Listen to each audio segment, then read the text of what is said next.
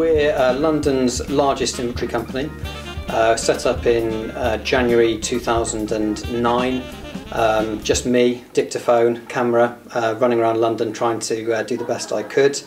3 years later, we're now doing nigh on 1,000 inventories a month, 20 clerks, and I really like to think that we've developed our product to being the market leader.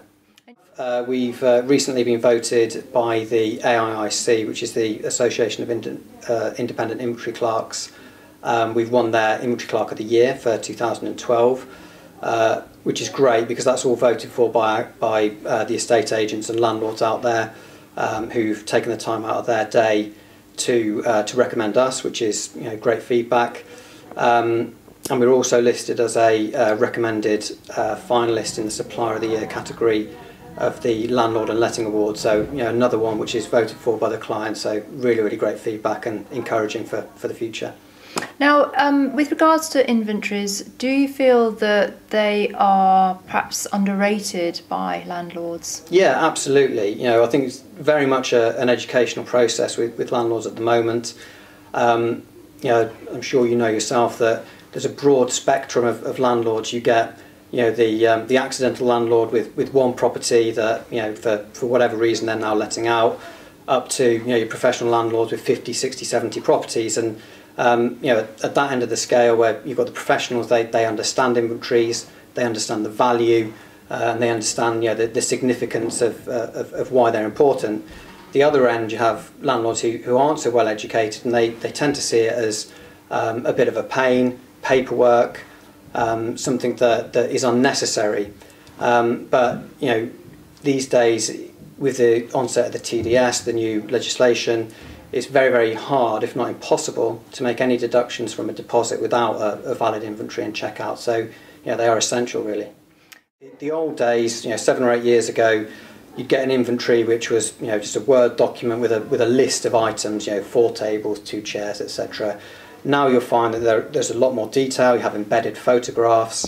Everything will be listed, from the built-in storage to the kitchen units to the bathroom shelves, so that if anything is damaged at all during the tenancy, then the landlord has some form of recourse at the end. But also it actually lists what the landlord has provided. So for instance, if a tenant brought in a non-fire retardant sofa that caught fire and caused death, then the inventory would prove that the landlord had never supplied that particular item of furniture because it's not on the inventory. So it actually covers the landlord in more ways than just a simple dispute. Yeah, that's absolutely right. I mean, it's a document of what the landlord has provided at the start of the tenancy and its condition. Now that can be used in many ways. The example that you've just used there is a very good one. But also, things such as benefits in property management. At Green Kite, in all of our inventories, we make sure we take photos of the boiler controls and the thermostat. So if you have that situation where the tenant doesn't know how to use the heating, you can refer them to the photograph and you can say press the button on the right 3 times and it will come on. So there's all sorts of different ways in which you can use an inventory over and above the most obvious one, which is in case of any disputes at the start or the end. And you're very keen to say that the inventory is only really as good as the person producing the inventory, and this is a good reason to consider using an independent company like Green Kite. Yeah, absolutely. The